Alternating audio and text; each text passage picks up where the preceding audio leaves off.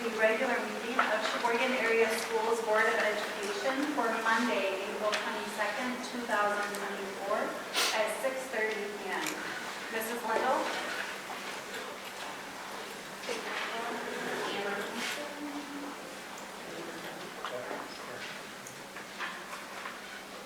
Marianne Wright? Here.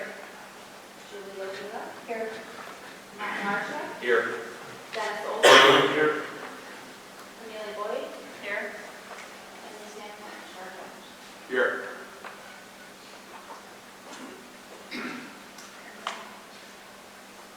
Eric Hall? Here. Representative? Thank you. Sorry. That's great. Could you please join me in removing Edgar from the front of the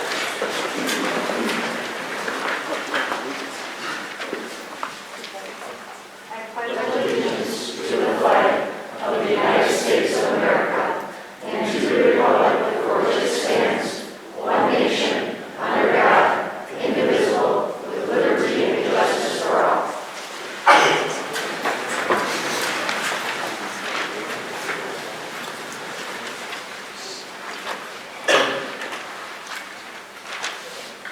We do already have one addition amendment to the board for quality education, a curriculum committee update under item 5B.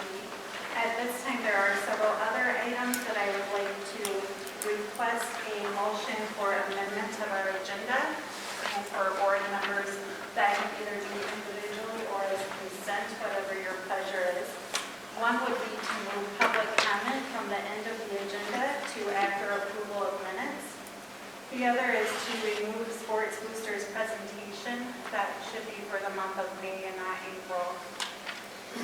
As well as the addition of hiring a math teacher, which if the agenda is amended would be placed underneath quality education, would be letter 5F. If there is any motion in that regard.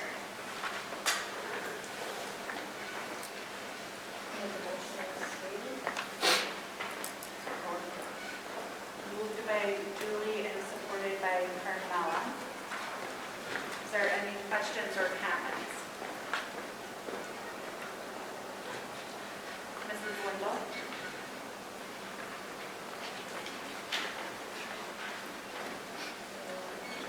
Marianne Wright? Yes.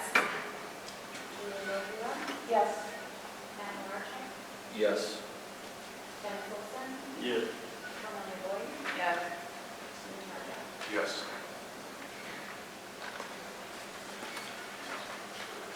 Thank you. For the approval of the minutes, we have the following minutes for the following meetings as presented: March 18, 2024 of the regular meeting and April 11, 2024 for the special meeting. Is there a motion to accept those minutes? Accept the minutes of Support. Motion by Dennis and supported by Carmella. Is there any questions, comments, or corrections? Mrs. Lindell? Marianne? Yes. Ryan? Julie Lozula? Yes. Matt Marsha? Yes. Dennis Olson? Yes. Amelia Boyd? Yes. Yes. And we'll be addressing public comment at this time. Prior to us having public comment, the board would like to make a statement. I know that there has been concern and the issue of privatization of the transportation department as well as food service has been brought up. Food service is on the agenda for this evening. However, transportation is no longer available as a subject of privatization for the district. Being transportation originally told us a deadline of May for that to be a consideration. However, they have taken on several new districts and do not have the capacity to extend services to Sheboygan at this time. So for the 2024-2025 school year, privatization of transportation would not be happening in regards of new transportation.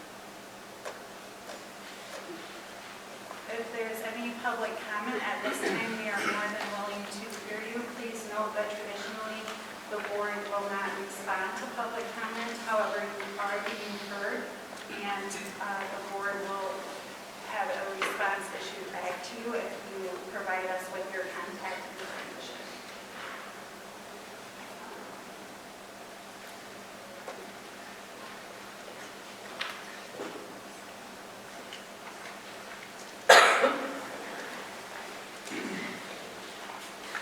Hello, my name is Sandy Safford-Brock, and I'm an employee at Sheboygan Area Schools. I'm coming before you today to talk about the food service issue that is on the agenda for later today. So one of the questions that has been offered out is, what is the financial need for switching to chart wells? So currently our district has a general fund balance that is quite large in comparison to previous years. Privatization is something typically done when schools are operating in a deficit or in the red or close to it, and we are not in that state at this time. It was mentioned at the March board meeting that our district would profit $75,000 to stay as is, $171,000 for hybrid, and $202,000 for privatizing in full. So again, we'd still be saving, or we'd still be profiting $75,000 if we stayed as is with our current food service plan. It's my understanding that our food service budget is growing as it is paid mostly by the federal government. So another question again, why do we need to save this money at this time? If we privatize and our staff works for Chartwells, they do not qualify for subsidized health insurance during retirement. So switching to private contractors would remove people from the retirement system who need to accrue service in the retirement system. If they don't have the years to retire immediately, like right now, it would also deprive them of that insurance during retirement. So our food service workers will be losing health insurance during retirement if we move forward with privatization. If you retire from a public school and you're being paid by the state of Michigan, you get the full subsidy amount of 80% paid by the state in retirement. If you privatize and your community people no longer directly work for your district, but a third-party company, they will not get any subsidy in retirement.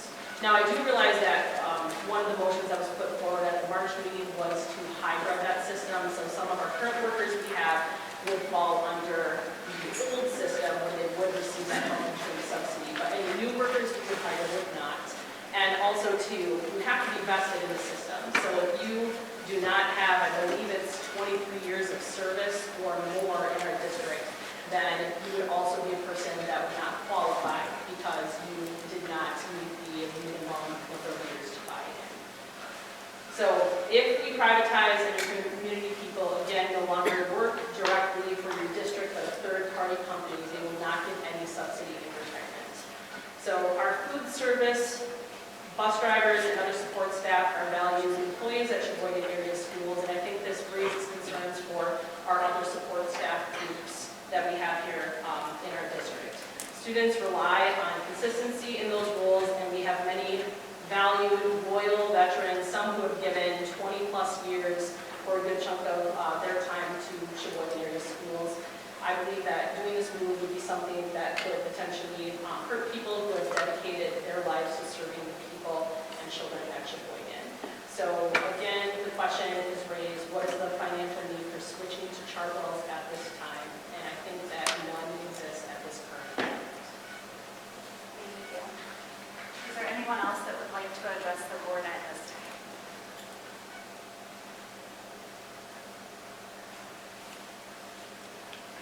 I have a second form. I'm just trying to stop that individual.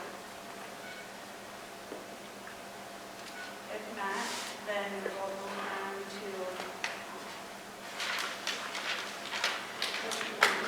public comment.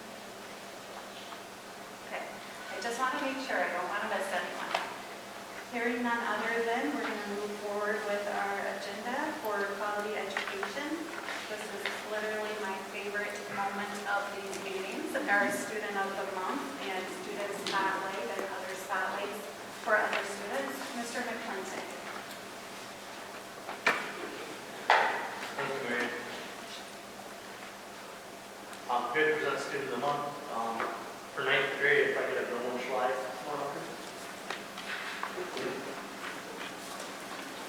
Noah Schley is an outstanding student athlete who has performed well in class and in athletics and is strongly deserving of Student of the Month award. Noah is smart, respectful, trustworthy, consistent, and hardworking student. Noah is also an excellent three-sport athlete who contributes to his teams in football, basketball, and baseball. Noah is a leader on the field, the court, the diamond, and in the classroom. He quietly leads by example, and it is always hard at work. I have appreciated his friendly and positive attitude in class and his willingness to answer questions and participate in classroom activities. Mr. Schley has made made high grades his 9th grade year and is nearly a perfect athlete. He is very bright. He has a very bright future, and I am proud to nominate Nolan for the 9th grade Student of the Month award that was written by U.S. history teacher Zach Wright. Sorry I fumbled through that, guys.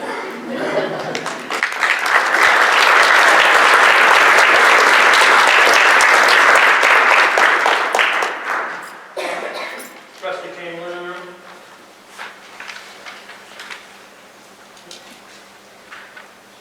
This is from Miranda McLean. It is a great pleasure that I extend my heartfelt congratulations to Presley on being selected as Student of the Month for March 2024. This recognition is a testament of your outstanding contributions and dedication to both world history and yearbook classes. Your commitment to help fellow students in need does not go unnoticed. I appreciate your willingness to help your table partners. Moreover, your invaluable assistance in our yearbook class has been critical. Your caption writing is top-notch. Once again, congratulations on a well-deserved honor. You may continue to shine brightly and make a difference in everything you do. Once again, that was from Miranda McLean.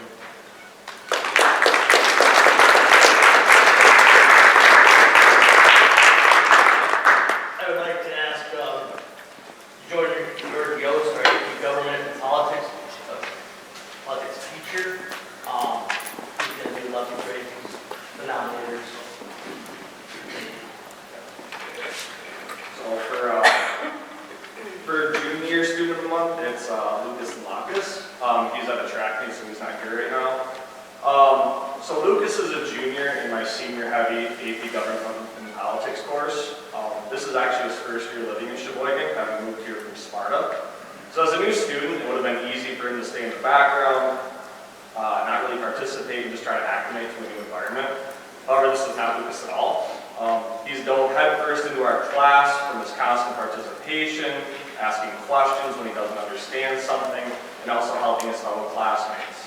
The thing I love and appreciate about Lucas is his dedication to learning and his constant search for knowledge. I run my course in a project-based style, so it's a little bit different. So students are put into different roles, face challenging perspectives, and collaborate with each other daily. He has not shied away from this in the least and embraces this new style of learning. This showcases how much he values not only his education, but also those around him, who's a dream of teachers to see. So when it came to nominating a junior for Student of the Month, he was an obvious choice for me, and I'm looking forward to seeing his continued growth over the next year and in whatever path he chooses for his future. Thank you.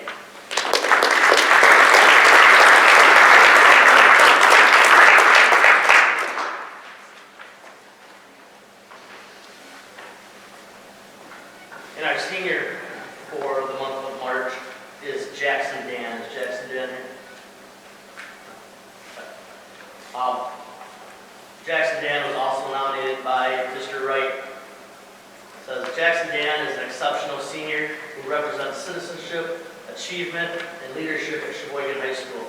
Jackson is a student athlete who played soccer for the Chiefs all 4 years of high school at the striker position. He also has competed in DECA competitions regarding financial literacy, winning finalist medals at the regional and state levels. He has also qualified for the national competition and will represent the Chiefs well in Anaheim, California this spring. In addition, Jackson is a member of National Honor Society and has earned a nearly perfect 3.98 GPA over the course of his career. Last fall, Jackson became a founding member of the Sheboygan Finance Club and serves as the club's vice president. Jackson can also be found skiing with the Sheboygan Ski Club during the winter months. Jackson will be graduating this year and plans on attending SVSU to study finance. He plans on one day becoming an investment banker or a financial analyst. Jackson has a very strong future ahead of him, and I'm proud to nominate him as Senior of the Month.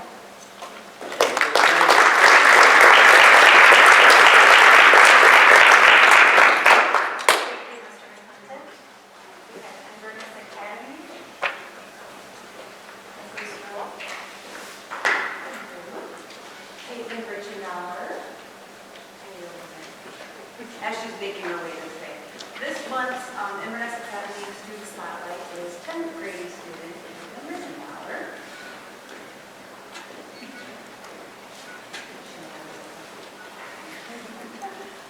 Caitlin has been enrolled in online classes since she enrolled with us 2 years ago. She's always shown great intelligence and capability to handle virtual classes. Online schooling is not as easy as some people think it is. Sure, there's flexibility to work whenever you want, in the middle of the night, maybe on weekends, that kind of thing.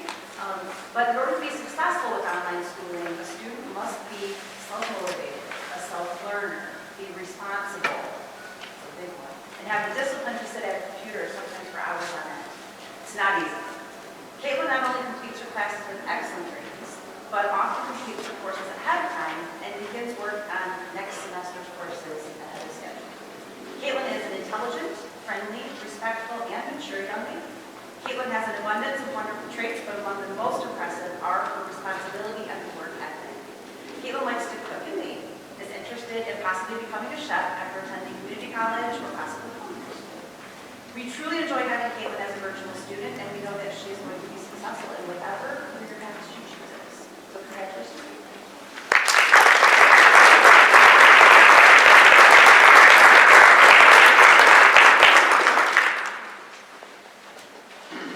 Nolan, you have a moment.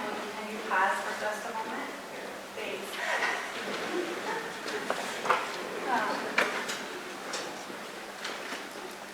At this time, I know traditionally we would excuse the Student of the Month and the Inverness highlight, but we do have another group of students that we want to recognize. And then at the end, we're going to do something special, and we have a special request from our newspaper. So at this time, we'd like to honor our girls bowling team.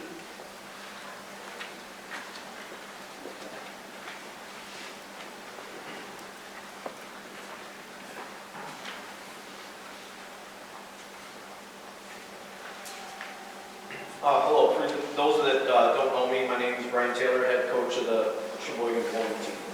Standing next to me is our girls varsity bowling team that consists of Faith Roll, Caitlin Campbell, who's not here tonight, Lily McCurvey, Ellie Kennedy, Izzy Taylor, and Alicia View. These girls had an outstanding year. They won the Northern Michigan Bowling Conference Championship for our 7th consecutive year, which consists of schools Boyne City, Gaylord, Toski, Grayling, and Rogers City. We used to also compete against Alpena and the Sioux, and they dropped out not wanting to compete with us anymore. We had Ellie Kennedy and Izzy Taylor make the all-conference team this year, so that's only 2 of 5 girls in the conference that can qualify for that. They won the team regional trophy, earning them a spot in the state finals competition. We also had 3 girls qualified individually for the state finals competition. They take the top 7 girls, and there was about 80 participants trying to qualify for the region. And Izzy Taylor was 4th, Lily McCurvey and Alicia Bugle tied for 5th. I think all 6 girls did a great job and represented Sheboygan area schools extremely well. Thank you.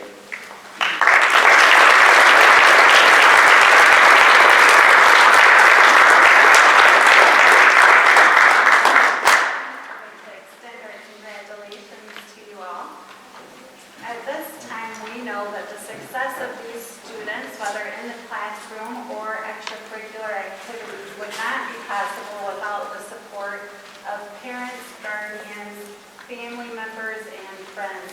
So at this time, we want to recognize you as well. If you are here with one of the students that have been highlighted this evening, we're going to ask if you would please stand and be recognized as well.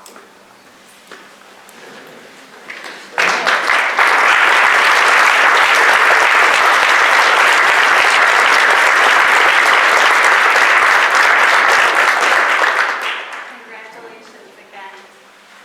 We know that I'm sure you would love to stay with us, and you are more than welcome to stay with us if you would like to. If not, before you exit this evening, if Carly could get your picture out in the hallway for our newspaper publications, that would be greatly appreciated. Thank you so much, and congratulations again.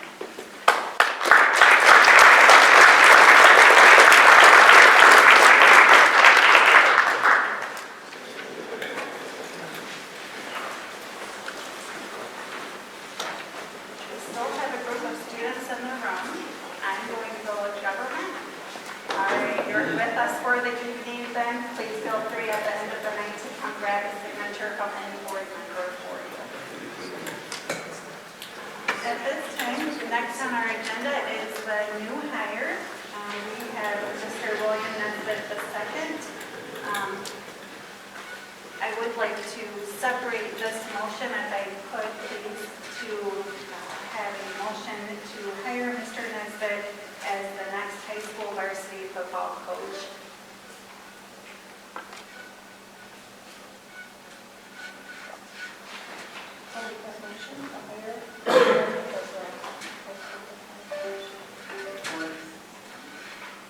Moved by Moody and supported by Carmella. Is there any questions or comments? Why are we separate?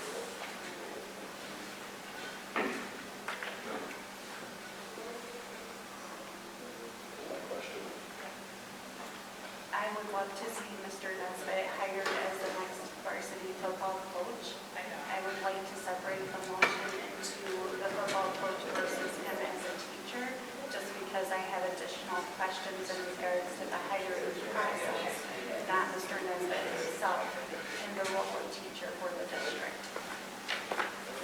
So that's why I asked for two separate motions. So there is a motion and a support.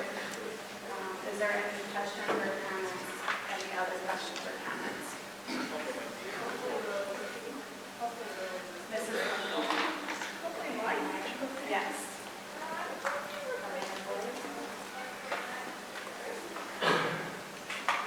Oh, I'm sorry, I'm here. Sorry.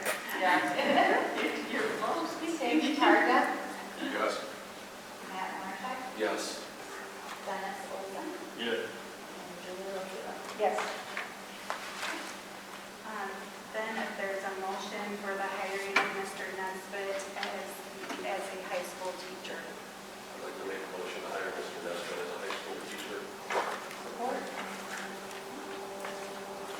Motion by Matt and supported by Julie. If there's any questions or comments? I think we're lucky to have Bill up here coaching and teaching. I'd be happy if he's just teaching and doing coaching now in football up here. I don't have a chance to get to know him, but I think he's going to be fantastic in our community. I completely agree with that. Today, I think we had a high school teacher interview, and he's amazing, and I think he will be a great asset to whatever he does in our district.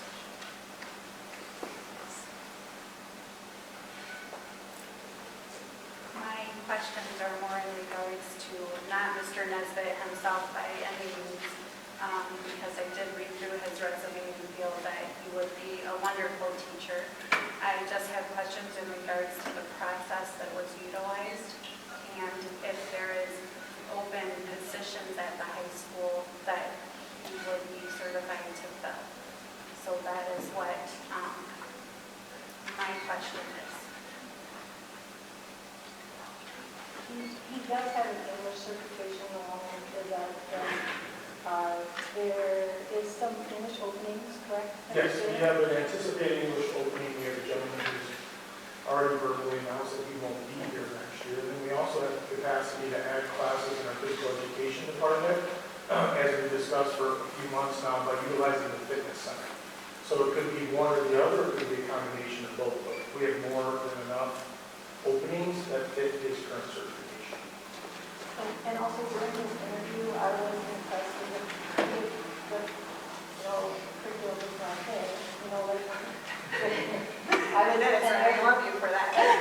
and also academic supports, and his answers were very good. And I feel like he would be an asset wherever he is, and I know that he is. He's going to bring a lot to our building, and we use that. So has there been any official postings other than we have an anticipated English position or anticipated PE positions for him? Is there any other postings besides those postings? Are there any, well, those aren't even official postings, correct? Because they're not available at this time.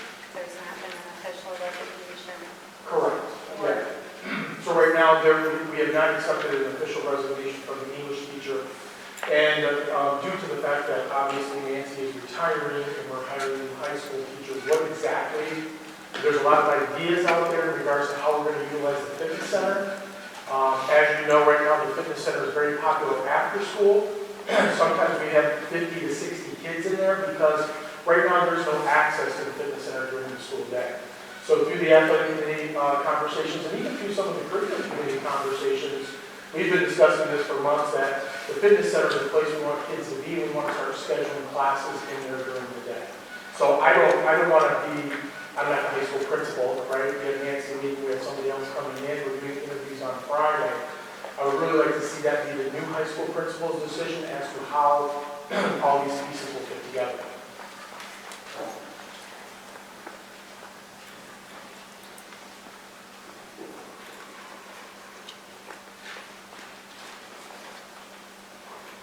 I wanted to share again that my concern is not with Mr. Vincent itself. And if you know me at all, you know that I love football and have been extremely involved in both the local youth football program as well as our youth conference football program for many, many years. I have more of a concern with the process that was utilized and more of a concern that without having a particular posting that we are placing out there and having multiple applicants apply for that, I'm sure that he is a good teacher, even a great teacher, but I am not sure that we have the best candidate for a posting when we have not opened that up to other applications to be able to review that and have those side-by-side comparisons. Well, the only thing I can say is that it is posted and it has been posted. We are accepting applications. Right now, we have one English application that is filled. PE, I don't think we have any right now. That's been posted for a while. But also, and I don't know if I'm going to get an opportunity to do this at all, but I think if we want to be concerned about something, we need to be concerned about the fact that we have about 6 or 7 teachers in our district who are not certified and are teaching due to a national teaching shortage. So a lot of the problems that all districts are facing right now is finding teachers in general. So when we get an opportunity to run across the bill Nesbitt, and we know that we have vacancies available, and we are in a quandary with being stuck in the situation where we have an outgoing principal and we don't have an incoming principal yet to kind of guide this process. Yeah, it is kind of a sticky process, but this is the end of April. And we have essentially one more month to fill about 9 or 10 other open teaching positions. And I think we're going to be very grateful to be able to fill 2 today. I think the longer you get into May, and you definitely don't want to get into June or July and looking for teachers during a national teaching shortage. And it's not just us. Every school district is going through the same thing. So, quite often we've expanded our growing your own program where we have a lot of teachers. We've encouraged substitute teachers. We've encouraged aides. Anybody who is interested in being a teacher or getting an opportunity to learn as they teach. 30 years ago when I entered the teaching profession, there was 50 applicants for every job, right? You had to have your state certification. You had to pass your state test. Right now, a lot of times school districts, and us in particular, are struggling to find bodies, period. And right now, like I said, we have 6 or 7 teachers that aren't even certified in the area that they're teaching right now. And you have a 30-year veteran who's certified in both English and PE, and we know right now, I can tell you, we're going to have openings in both those areas next year. So I just want to clarify because have those positions been posted? They are posted We there. just talked that they weren't, you didn't have an official resignation and that it wasn't. We can post, so if you don't have an official resignation, what most school districts do that I've worked with in my last 30 years, they post something that's called anticipated opening. We're still waiting on the English teacher's written resignation, and if it would make the board feel better, what some boards do is they will actually make a motion contingent on the actual resignation of the person, and that could be something that you could consider. So how long have those postings been out then? PE's been out longer than English. English was last week. PE, I think, has been for a while, but I don't know, is Marlene here? She can Yeah. tell us. How long? The PE one has been posted longer than the English position, but the English position has been at least a week. And they are out on our website, and they're on the multiple educational organization websites as well, What's the closing date? until we fill it. Until Phil. Anybody who knows anything about running a successful organization, is when you get fine talent, you get them on the bus and they'll fly the seat for them later. So I don't know why we're even talking about this. This is ridiculous to have this conversation. I apologize, Bill. This is unnecessary. Again, my conversation isn't in regards specifically to Mr. Nesbitt, it's in regards to the process that's been utilized. And our first and foremost responsibility as board members is to the academics of the program, and so that's why I'm asking. Yeah, I have. We found a fantastic person to teach for us. What's the problem? Is the position full-time? Yes, it should be. Right now, I don't want to speak for the new high school principal, as I said, Nancy's leaving. Right now, counselors are creating schedules for, we have 550 kids in the high school, right? So it's not like elementary school where you take the total number divided by the number of teachers, that's how you figure out your sectioning. In high school, it's a lot more complicated formula where you want to see what the students want to take, and the counselors have to get them scheduled. And then it's kind of a puzzle that the high school principal, once they're hired, to figure out how do we best utilize the teachers that we have.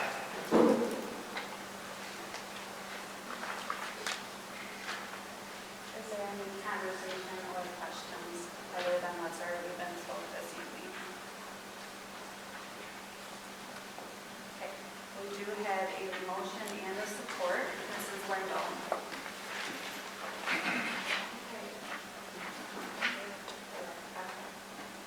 Dennis Olson? Yes. Sam Target? Yes.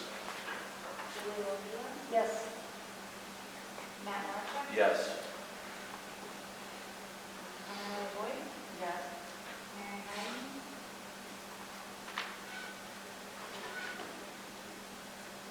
Again, Mr. Nesbitt, this is not an opinion of you as a person or as a teacher. I am going to vote no just because I do believe that we need to go through an official posting process and select out of multiple applicants. But that motion does pass, and so I would like to thank you for coming to the district. I know that that was a difficult decision, and you're going to be moving and uprooting your family to the community. So we would like to thank you. I know that our football program is extremely excited to have you on board. All right. 5E is the curriculum committee update. Julie? So, we had a rather lengthy agenda this month because we missed them up. But the first thing on the agenda was sex education committee update, and Joe Mahoney came and gave an update about, he's the chair of the committee, and also the health teacher at the middle school. The committee was formed to be in compliance with state guidelines, and the committee is composed of a health teacher, doctor, and clergy. So these are community members who would like to be involved in the committee. They're examining the curriculum to be sure it meets state standards and is best suited for our students. They are looking at absence and space pathway. The curriculum is the Michigan model, and the changes will be brought up at the school board for first reading in the near future. If you would like to know more about that curriculum, you can go on michigan.gov, and the Michigan Health Model is there that they will be using. Next, we had an update with EMC. Eric Hall, who is our early middle college coordinator. As of right now, there are 29 sophomores signed up for EMC. Mr. Hall has met with each student individually to discuss their educational path. May 15th, the guidance council will begin scheduling courses for each student. This summer, students will be enrolled in an EMC class. They will take their first course called College Success Strategies. So that's a pretty amazing thing that we just got up and going. There's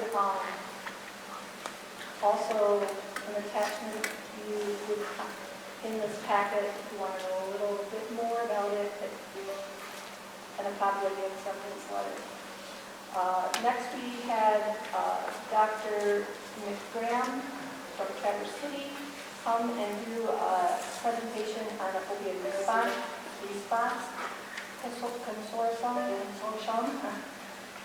He gave a presentation on the need for Narcan kits to be available in our schools and public places. It was suggested be installed by the defibrillator emergency box.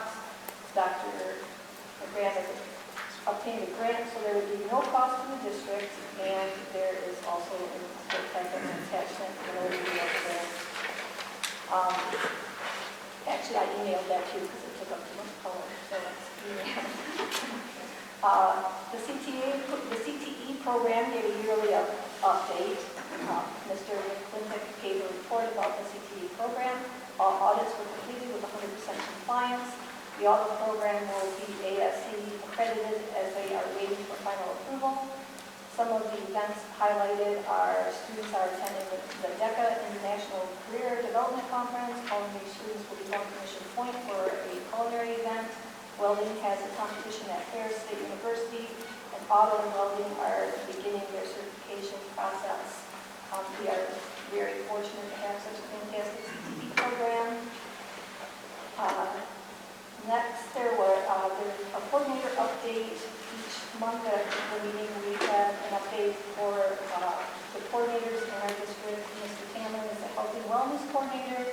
He highlighted activities that have been taking place this year with health and wellness.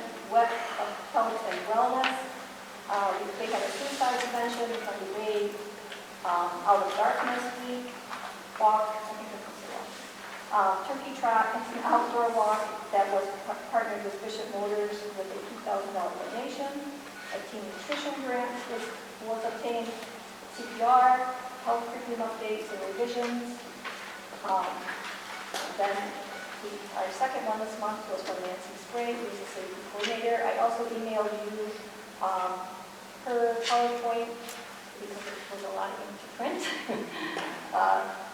So the work that she has been keeping in our building, staff, and students safe. Mrs. Sprague covered the following: her qualifications, her responsibilities, collaboration with the resource officer and local law enforcement, collaboration with the Office of Emergency Management. She updates the emergency flip charts that are in every building, in every classroom, to conduct safety team meetings and update emergency operation plan. Then after that, we had a state assessment update from Mrs. McClintock. State assessments have begun. Probably a little further along now because it's a week later, but at that time, the high school is doing in the computer lab to provide larger screens for the students. They have started that last week. ELA is finished in grades 5 and close to finishing grades 3 and 4, and the school had not started at that time. Mrs. McClintock gave us a curriculum planning guide where she had people reflect on the meaning of curriculum and how it works, and I also included that in the packet. District improvement team also met for the first time. The district improvement team has been broken into smaller groups. Mr. Schley will head the MTSS best portion of the sport team, and each building has representation from all areas. Then Mrs. McClintock told us about what state and federal grants that she was able to obtain. Mrs. McClintock has brought $700,034 into the district through grant writing. She wrote a grant for 31A, it's AA, 31AA, in safety grant and mental health. 35J, literacy grant, K-5, which will pay for letters training and curriculum development. 23G, summer school.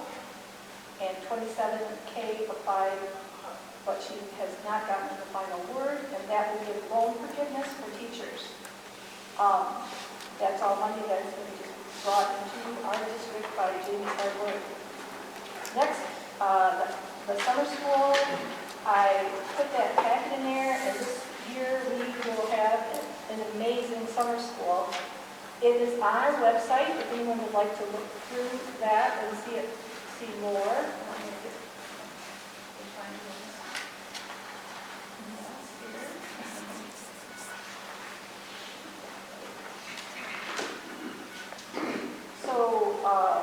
For middle schoolers, we're going to have a cooking camp, art camp, drawing camp, lifelong sports camp, leadership camp, and a technology camp. That's all in addition to our normal week after school, where we do summer school for students who need help in math and language arts. So we are still having those two traditional weeks, 2 weeks right after school is out to address those needs in our elementary and middle school, intermediate school. And then for high schoolers, we're going to offer a watercolors camp, cooking camp, leadership camp, drama camp, and creative writing camp. They are on our website right now, so there's an application that to fill out to make sure that we get it. It's something worth looking into. If summer school is something that you're looking for this summer week. And then we talked about the new hires in the district. Right now, for next year, there was a young 5 teacher hired, and it was through retirement. A second grade hired, which is going to be an addition. Special education is an addition, and we still need that person. Fourth grade is an addition, we still need that person. Music 3 through 7 is retirement, and we are still looking for that person. Business education, retirement, and we are looking for that person. Math retirement. A science retirement, we are looking for that. An English and possible fitness addition, and a football coach who was hired tonight. Then Mr. Berg gave an overview of the agreement with the University of Olivet. There is an attachment in here for you to look at with that too, but do you want to add anything about that? No, it's just another, real quickly, it's another pathway or opportunity for graduating seniors. If they want to go to a small school like Olivet. Olivet is one of many schools that are starting to create what they call pathways, direct pathways. So for example, what that means is any senior who would like to go to Olivet, if we agree to enter into this partnership with them, you only have to have a 2.5 GPA and be a upstanding citizen, right? Responsible, mature, well-behaved, and if you just graduate from Sheboygan with 2.5, and we uphold this agreement, you don't have to go through that application process. So I know a lot of anxiety with kids when they're applying for different schools. Well, if they want to go to Olivet and we do approve this program, this would be an easy choice for them if they have a 2.5 GPA as well. And a lot of other schools, we're looking at some other schools too. There's a consortium right now of about 6 universities in mid-Michigan. I think it's Ferris State, Grand Valley, Saginaw Valley, maybe a couple others. But they're looking at doing it as a pact. And what they want to do is, again, is trying to relieve that anxiety for seniors who are trying to worry about, am I going to get in or am I not going to get in? This kind of allows them to know that criteria, that if they meet this criteria, that they will have a little less stress going from senior to a freshman at the university.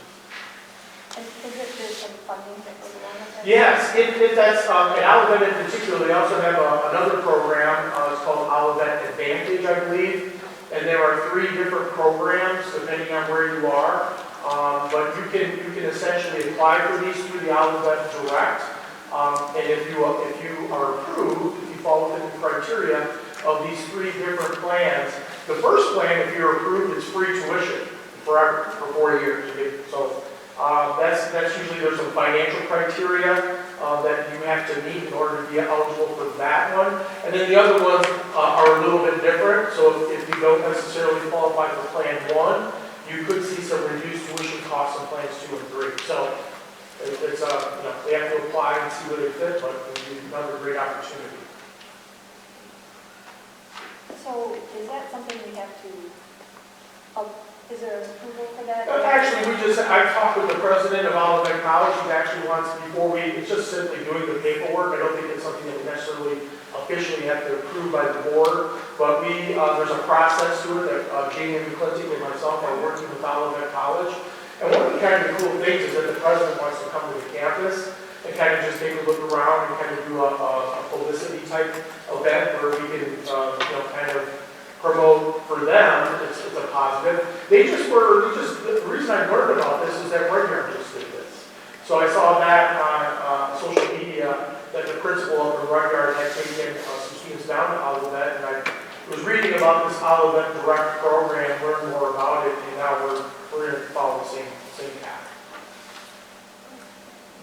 Okay, so that was the end of our meeting. We did not have any public comment, and we meet again, and May, for the board meeting on Tuesday.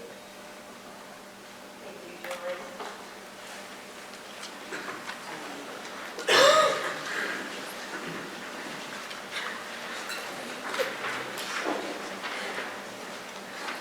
The next position that was put to the agenda was in regards to the potential hiring of a math teacher of Ronald. Franklin? Thank you. And I believe Ronald is here today if you want to stand up and wave. Thank you, Ronald, for coming. I appreciate it. Of course. That says we did have a retirement at our high school level of Mrs. Lavender, and so this would be a new posting in regards to her retirement. I would like to add, we're very fortunate. Thank you, Ronald. Ronald right now is a teacher at Lansing, right? 4 years math teacher. He's currently using the same math curriculum that we're currently adopted and implementing this year. So hopefully he's been using the same curriculum that we're learning, so maybe he can come in and teach us a thing or two, because he's been working with it longer than we have. But also what I like about Ronald is that he's a newly moved to Sheboygan.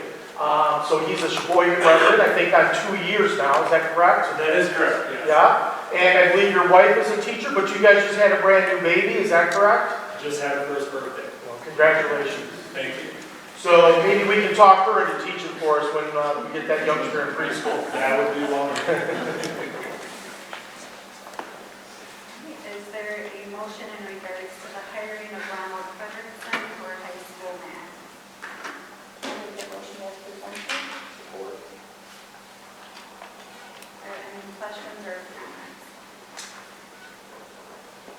Mrs. Wendell? Yes. Yes. Ms. Olson? Yes. Ms. Ford? Mary Beth, yes. Thank you, welcome. Stable finances, we have a finance and building and grounds committee update. Matt? First thing we had was Thunder Bay zoomed in to present to the board.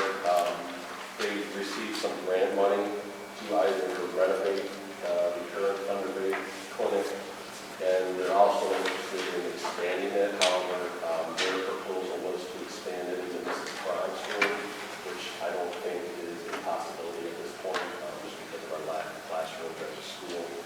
I know we're trying to maybe look at some possible other alternatives to keep having the conversation with Thunder Bay to see if there's something else we can do. I know Tim went over there and did some work and talked to the Thunder Bay folks and Mr. Schley also about just kind of the status of everything, space and whatnot. So I think there's kind of some further work to do, but they're looking to want to add another provider is the reason to be able to see a lot more kids. Because right now there's just one service provider, so they're kind of limited on the amount of kids they can see today. So I think if they have another provider, essentially, they might be double the amount of kids they're able to see. Tim found out that about half the kids seen are from the high school. Is that correct, Tim? That they have. A significant amount of high school kids visit the facility. So it's not just our younger kids, but our older kids too, are using it as well. So, we thought maybe there might be an opportunity to have a secondary clinic at the high school instead of all in one spot. Just kind of, so we're going to continue that, I think, conversation with them to see if we can maybe find something. But at the minimum, I think if we're not able to do that, then they would propose kind of renovating the Thunder Bay facility to see if they can maybe maximize small room with their current footprint that they have. So, kind of more information to come, but that was just an initial comment from them. Anything else? Well, yeah, I did talk to Ben today and Jim. Where are you, Jim? And we had a cabinet meeting at 1 o'clock this afternoon, and I know Tim, you also visited and talked with Ben.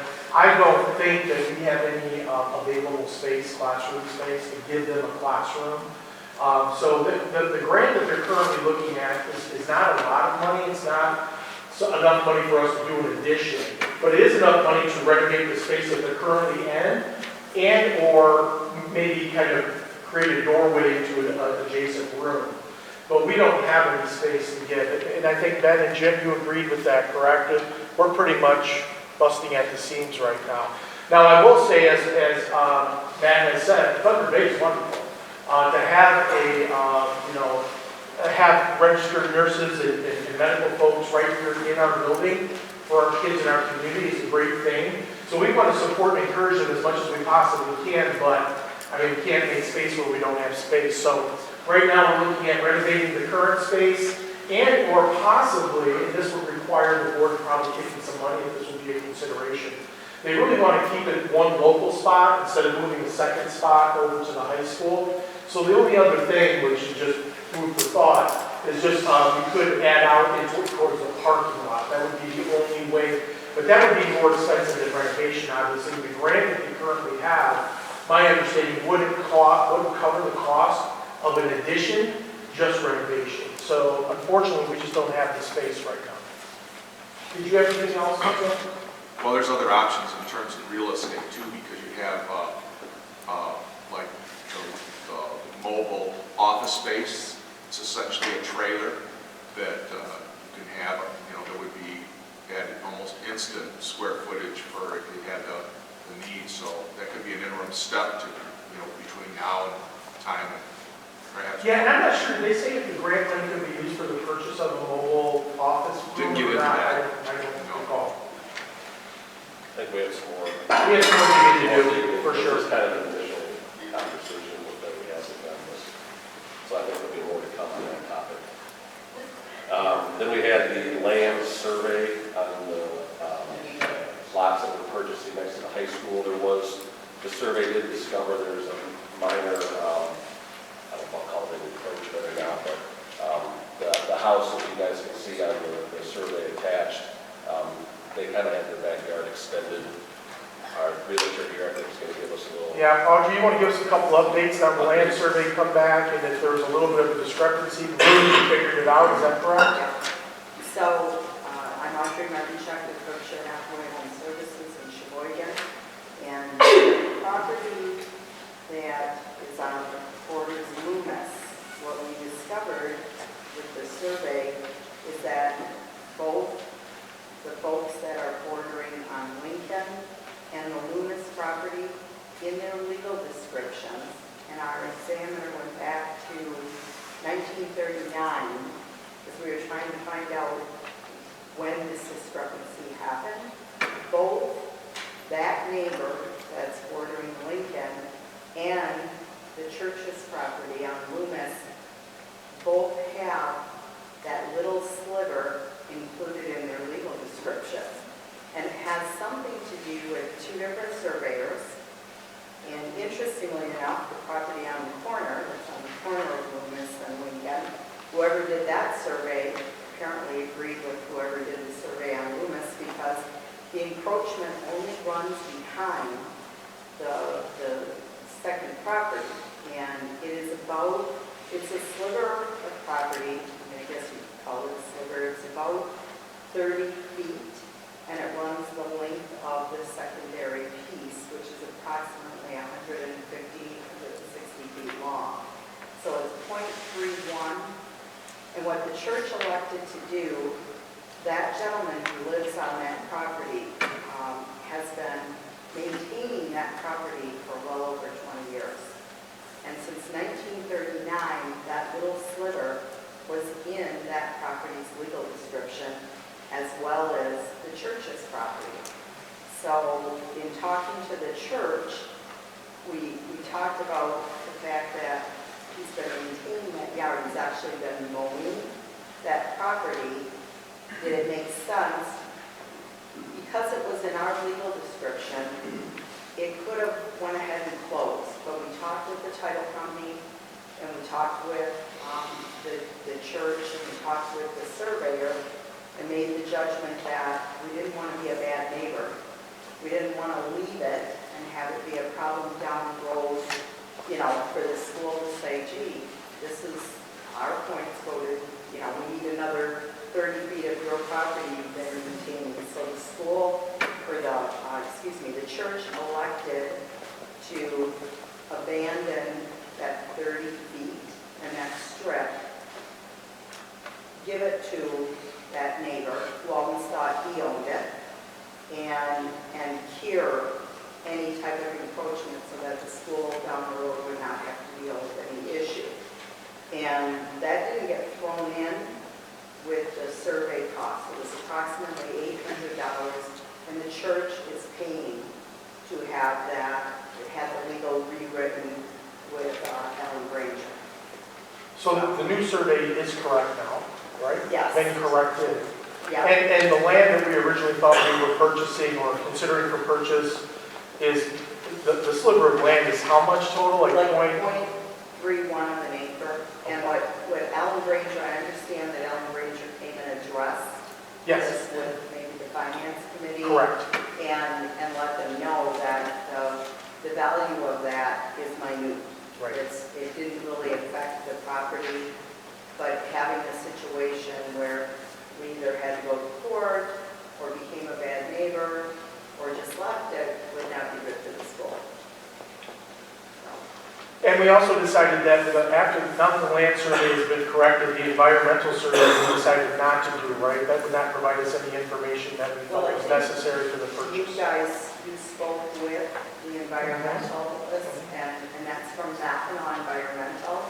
And I directed them back to talk to you, and what essentially they said is that as far as they could look back, the only thing that was ever on the Loomis property was a stable with some cows in it, and that was, I don't know how many years ago. But they said, we don't see in our, even going through and doing a phase one and charging the school $2,500, they felt that it was not necessary to do that.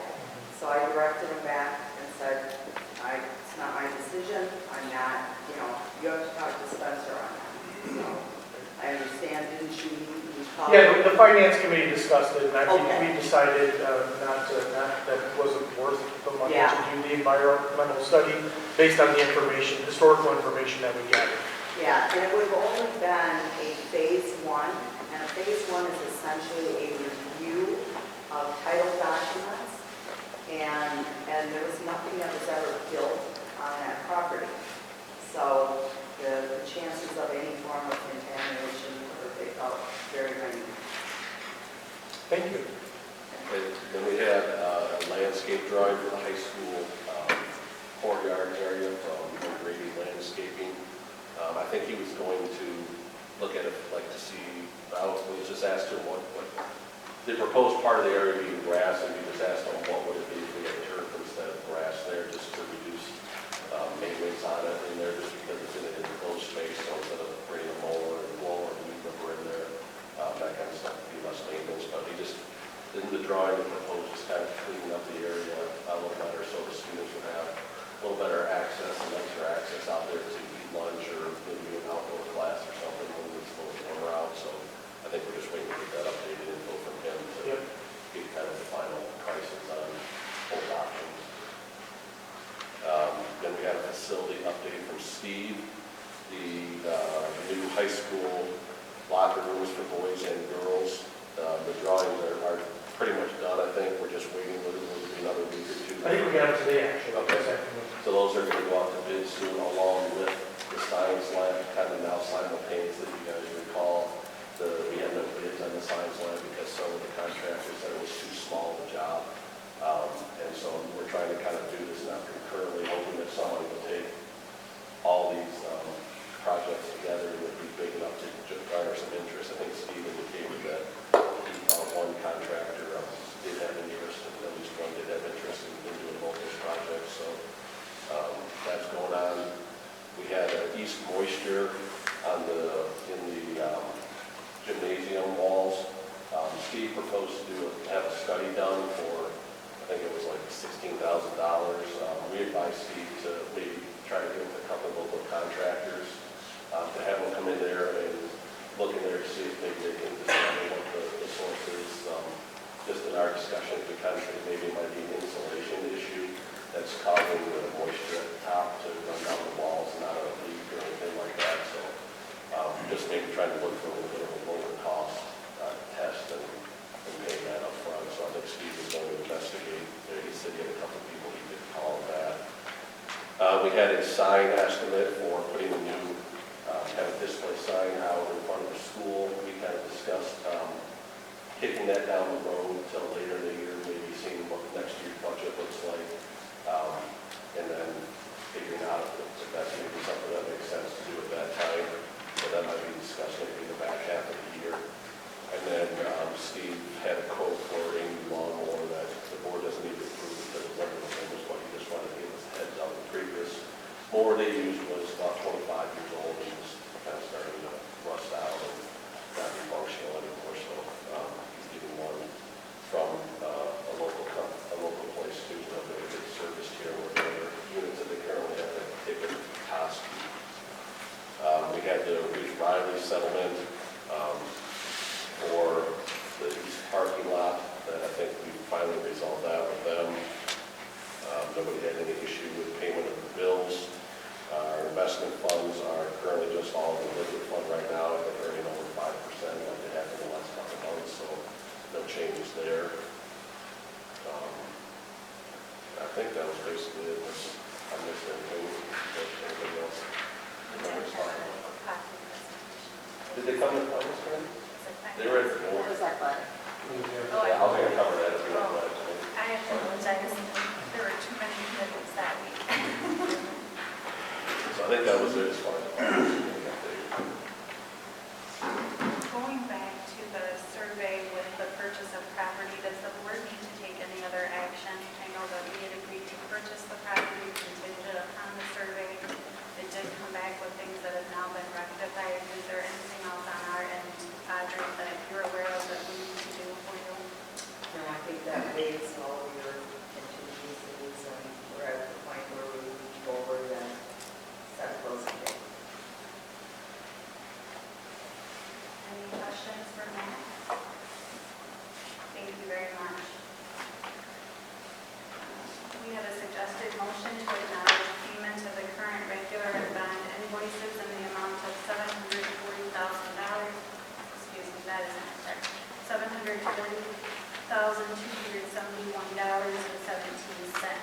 Is there a motion in regards to that?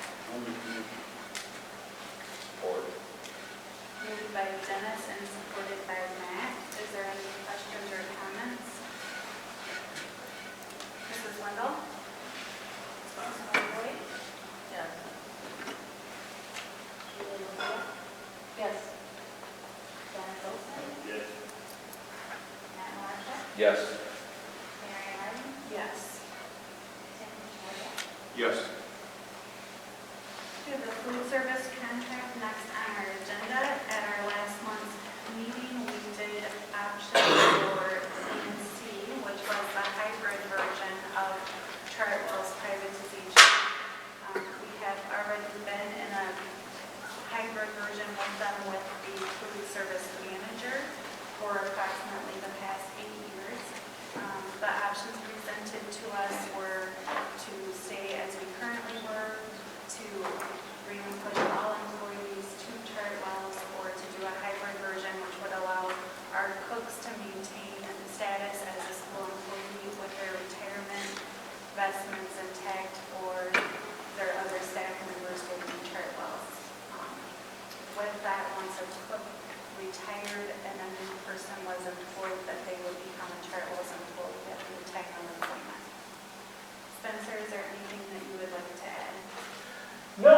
did a good job, but we do have John here. John, did you have anything that you wanted to add? Not this time, unless there are questions for me regarding. Well, I guess there is one. I think you talked a little bit about this, but, 3 weeks ago, there were some questions by the workers, the employees, about what is this going to look like and how is this going to impact me? So John suggested that we bring all the workers out here to the boardroom, and your regional manager, right? Is that what this is? Yes, Manager, yes. Christy? She joined us as well. Marlene was there. I think Laura was there as well. And I think not all of the workers, food service workers, showed up. The majority of them showed up, right? Yes. And that was about 3 weeks ago. And at that time, we answered all their questions, and they were quite satisfied with all of the answers that we provided. I thought it was very amicable. I thought it was a very good meeting, very positive. As you mentioned, the reason that we chose a hybrid model is because there are 3 workers that are close to retirement, and this wouldn't have been advantageous for them. The other workers are going to have some advantages that haven't been talked about too much, and they should have no real disadvantages. Everything should be equal to, if not better. So we talked to them 3 weeks ago, and then also, John, I haven't had a chance to follow up with you. When they left, we talked about if they had any other questions or concerns, that they should meet with you and or Christy. Did you have any more questions since the 3 weeks I ago? met with a couple people that had some questions Okay. individually, and then a few others had questions in groups and took care of things there, so, yeah. But you were able to answer anybody's questions or So far. concerns of the employees within the food service? Yes. Okay, thank you. You're welcome. Any other questions, concerns? I would just like to say too that the food service fund money is in its own fund and doesn't have anything to do, so whatever is in the general fund is irrelevant to the food service. They're separated. So money for the food service stays in the food service. And I would like to add, I do believe that you used some of the food service money this past year. We got new cafeteria tables. What else were you able to We purchase revamped last year? the entire serving line at the high school, redid Right. a lot of that, pulled out some of the equipment that seemed like it was from 1950. Right. And there's still a lot, we have a lot of aging equipment that we're looking to also take care of as we move forward. Great, thank you, John. You're welcome. Any other questions or comments? I have a question about the retirement. When people retire from federal, goes to the schools, and then they don't have, I think this is from Ireland Yeah. too. This is from Ireland. Like, okay, so do the folks, the workers get benefits when they retire at this point? So they can, all of them that are there, not just the ones that are ready, anyone who works for us, do they get that when they retire? So the ORS has undergone a lot of changes because the old plans that many people retired under back in the day were not sustainable. As a new employee to a public school in the state of Michigan, we're all required to participate in the retirement plan, but they no longer contain a healthcare portion. So it's a 401k that is designated as a personal healthcare fund, but basically you're just putting money into a 401k so that in the event that you end up retiring from that position, you can purchase your own health insurance. And right now, the 3 individuals that we kept on as Sheboygan Area Schools employees are under an older plan where they would have health care, and that's why they're staying here, because the retirement would have been affected. But the remaining, I think, 8, 9, or 10 employees were like within 5 or less years, and they have a newer plan that doesn't even contain a health care portion. And they can take whatever they've contributed thus far with them and transfer it over into a 401k with Chartwell's. So it will not affect their retirement at all. Okay, so Chartwell also They do offer, Yes, we do offer a 401k as well with company match. Okay, and along with medical benefits and all. Yep, we have multiple plans for medical benefits, including vision, dental, regular health. Right, and that's what we took into consideration when we were comparing whether or not to do that hybrid plan, because we really wanted to make sure that it benefited the employee. In fact, the healthcare plan, the benefits that they offer, it's better than what we're offering. That's what I thought. Better. We don't currently offer dental or vision to them. Thank you. You're welcome.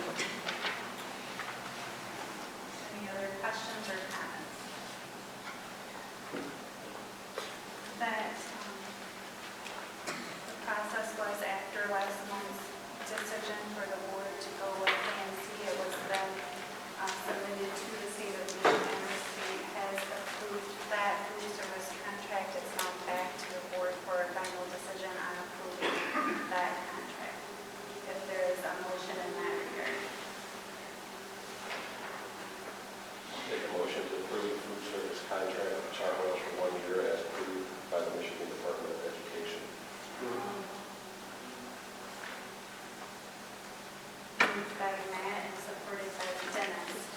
Again, any questions or comments? Mrs. Linton? Julie Rowland? Yes. Dennis Olson? Yeah.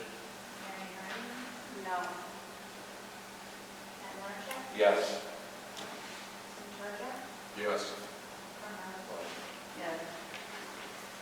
Underneath strong communications, we have a retirement of Sharon Jewell, who's been our East Elementary cook for the past 25 years. Sharon, anyone this evening?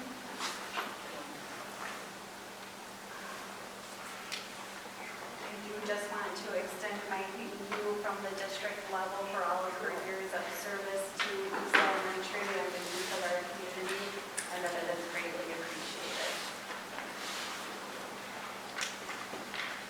Our sports boosters was removed from the agenda, so next we have a building spotlight for Inverness Academy.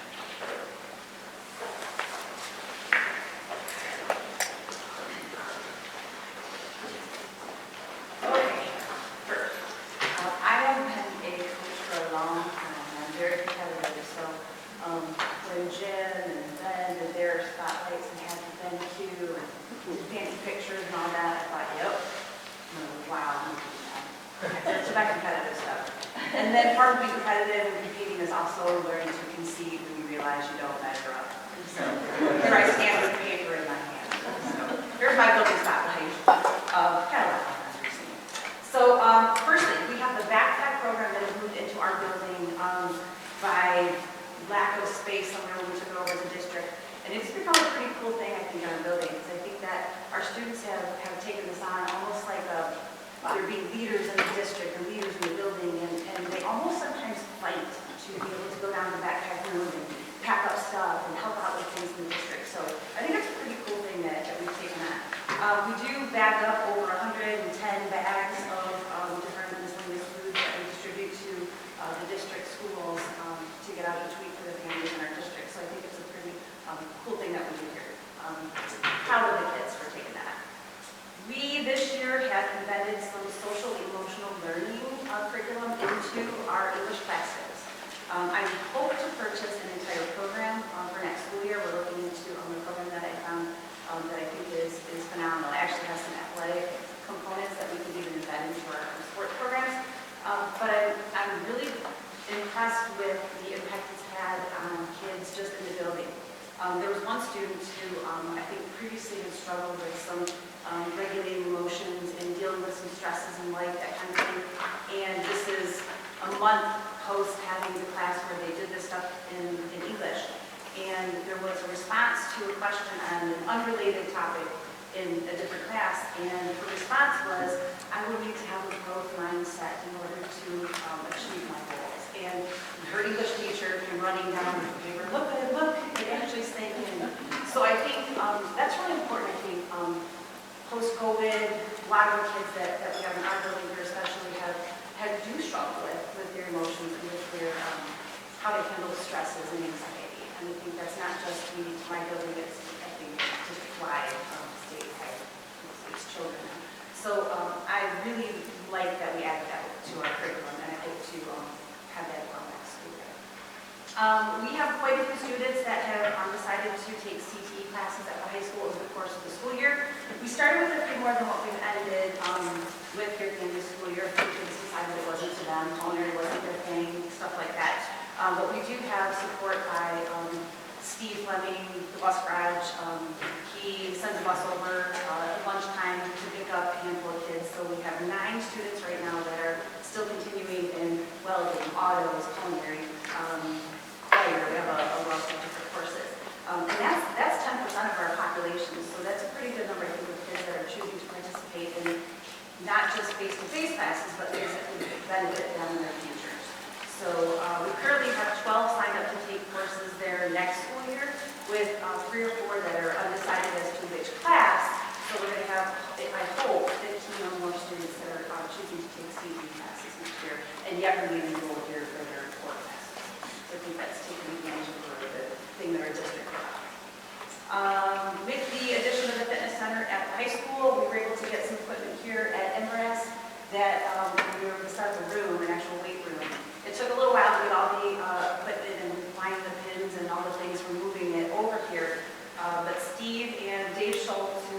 probably not here, but thank you to Dave, came out again last week and finished setting it up. We have 2 treadmills, brand new treadmills that are making their way to us soon. And within 10 minutes of Dave leaving last week, the kids were already flocked into that room and were already lifting weights and are really excited to have that in our building. So thank you for supporting that whole move to the center. It took us 2 or 3 months maybe into the school year to start talking about moving our main entrance back down toward our end of the building and trying to move away from the board office. We did that recently in the last couple months, and then we started to now make that entrance a secure fishbowl vestibule type of entrance. We just last week got the buzzer system installed to buzz people into the school, and we're waiting on the swipe card to make the second set of doors secure so that nobody can enter once they get into that vestibule. So we're really glad to see security beef up a little bit over at our end. We have MTSS, multi-tier system of supports, things going on, of course, across the district. Here we have tie slips, personal responsibility, integrity, discipline, that type of stuff stands for things like that. Caught being good slips. So when kids are doing good things across the building, they get the caught being good slips. And in the past, we did individualized like awards. We draw their names and they get some cookie little gift that we would give or something. But the kids decided that they wanted to have more of a building to kind of like improve around the building as a whole. So they wanted building rewards. So we have a thermometer, and as they get so many, we mark up the thermometer and they earn some incentives. So regardless of what people might think, big kids like recess and big kids like prizes. So things like that. So we had a bowling party at Christmas, and that was really fun. We have fun Fridays here. We like to call them fun Fridays, but when they reach one of those marks on that thermometer, fun happens whatever day it is. So we have fun Friday on Tuesdays sometimes. And we just pop it in the middle of the day and they come down here and they play dodgeball, they play basketball if it's nice out. Actually, when it snows, they go and make snowballs and things like that because kids are still kids, even if they're big kids. So we have some incentives like that and kids just really like it. We have a field trip planned to the Sioux Locks in May. So students don't know about it yet. It's kind of a surprise. So it's nice to be over here. We had big spirit days, just like they do at the traditional high school during homecoming and all that. And there was the inception of the spirit stick back during homecoming week. And our little school over here was like, we're never going to win the spirit stick. We don't have enough kids to participate. But thanks to some creative point system that Gene and Clinton came up with, when we did the spirit week in December, Inverness won. So I believe we still hold the spirit stick. So unless there's any other spirit thing that happens here at the end of the year, we're going to claim that we're the ultimate winners for this week. Flex Fridays.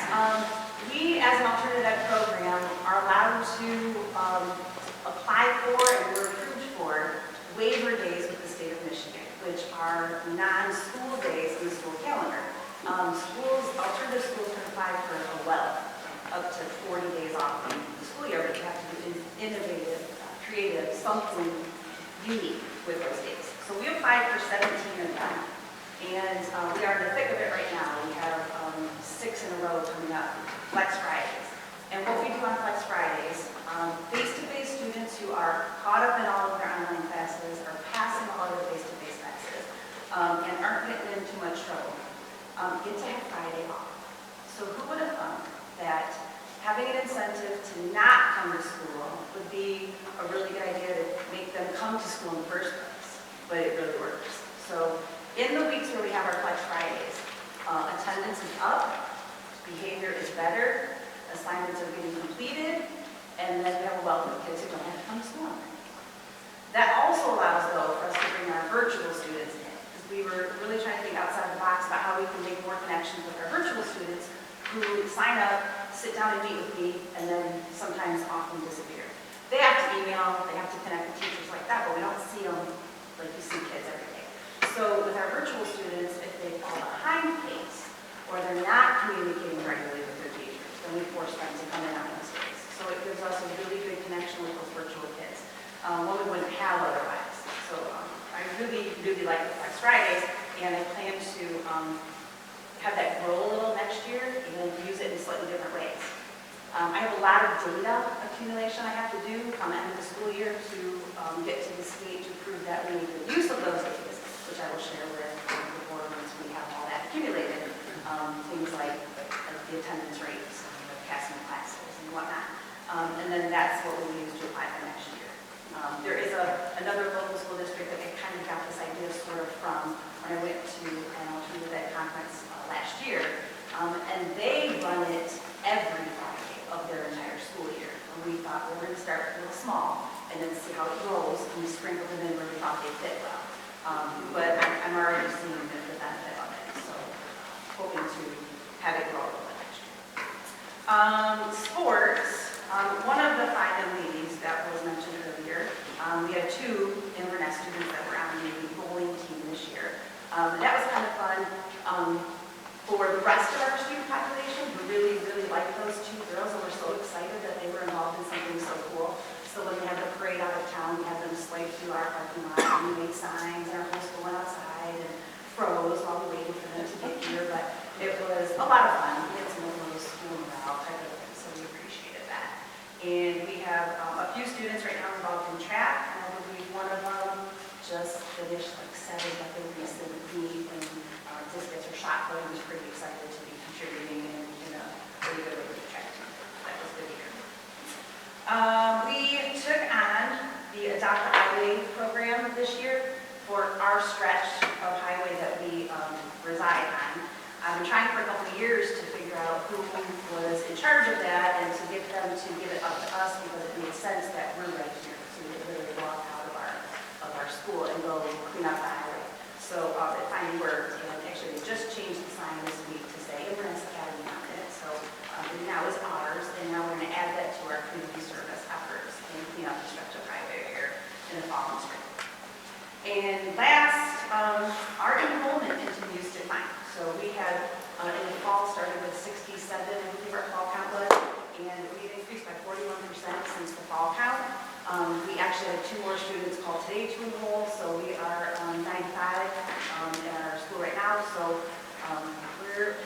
we're doing what we're supposed to do for the district. We're available for kids. The traditional setting isn't working, and quite a few of those have been out of district kids. So we're hoping to expand that, especially that virtual school year. Thank you.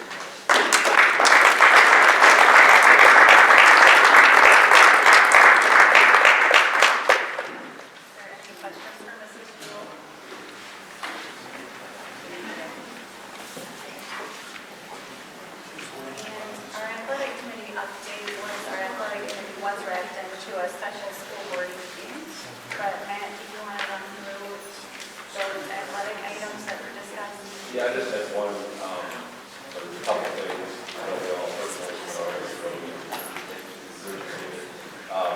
I see our hockey folks out here.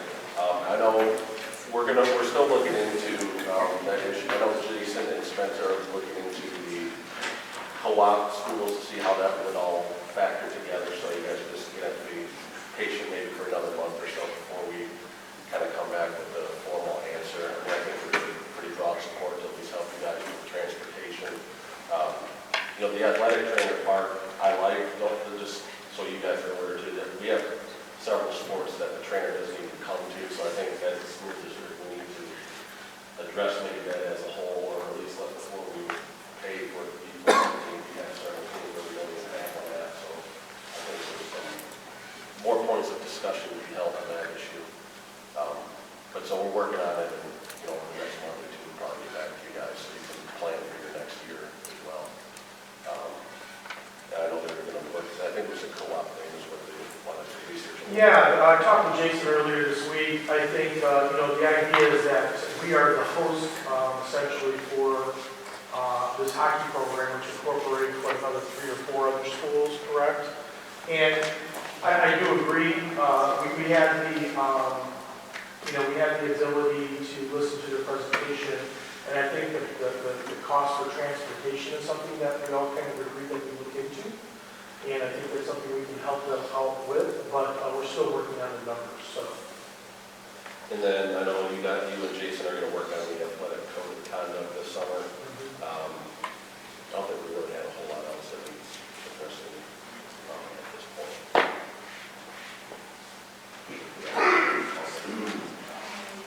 Any questions in regards to the athletic community update? We do have spring sports volunteers. For softball, we have Jordan Moshford. I'm just going to apologize if I mispronounced that. And for boys golf, Edge Vicinity. We want to just recognize them and thank them very much for their volunteer service to the district and making a difference in the lives of our students here.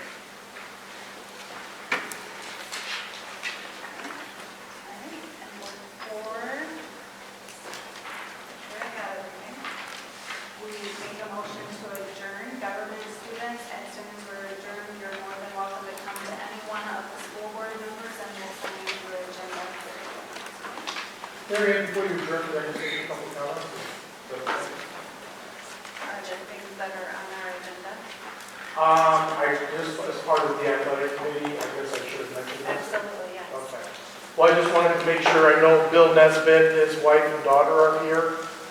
Chris, correct? If you guys could stand for us, please. We're extremely happy to have you guys here. We welcome you. And I do understand, Bill, you're willing to stick around and answer some football questions. Is that correct? Anytime. We got a couple of Lulus for you, and I know we got some people here interested. Student football players, we have some the paper here.